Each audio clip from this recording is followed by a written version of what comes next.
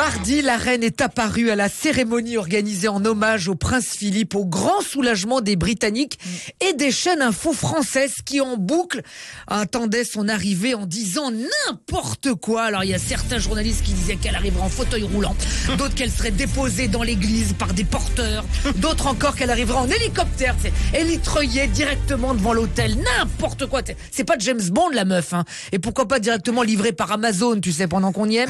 Eh ben non, Chapi Chapeau est arrivée en voiture, normalement, et elle s'est avancée normalement, voilà, dans l'église. Oui, et ma foi, ça avait l'air d'aller pas trop mal, hein. Bon, oui, mais elle a 95 ans, elle n'est pas non plus arrivée en faisant un twerk, hein. C'est pas Beyoncé non plus. Et puis bon, voilà. Bon, ben. Eh ben voilà, elle Queen Elisabeth.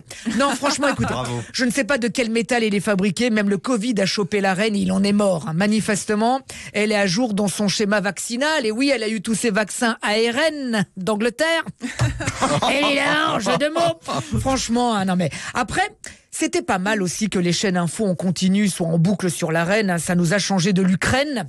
D'Angleterre, évidemment aussi. D'ailleurs, t'as vu, Decathlon suspend ses activités en Russie. C'est dommage, hein. Depuis 35 jours, Poutine, il est fort en tir de raquette. Avec Poutine au pouvoir, le slogan de Decathlon, c'est « à fond la force ». Voilà. Dans les décathlons russes, le rayon qui marche le mieux, c'est le running.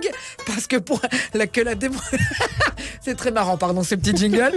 Parce que pour la démocratie avec Poutine, tu peux toujours courir. Voilà. Voilà, c'est bon, c'est bon. Et ça nous a changé aussi de notre élection présidentielle qui, à 10 jours du scrutin, sent de plus en plus le grand n'importe quoi. Entre celui qui veut un ministère de la remigration, un autre qui veut interdire la viande halal, l'autre encore qui voudrait bien que le non-partage des tâches ménagères soit un délit. Dans ce monde sans cesse secoué et mouvementé, eh bien, tu vois, ça sonne comme un refuge que de voir la reine debout, docile, colorée. À fond la forme.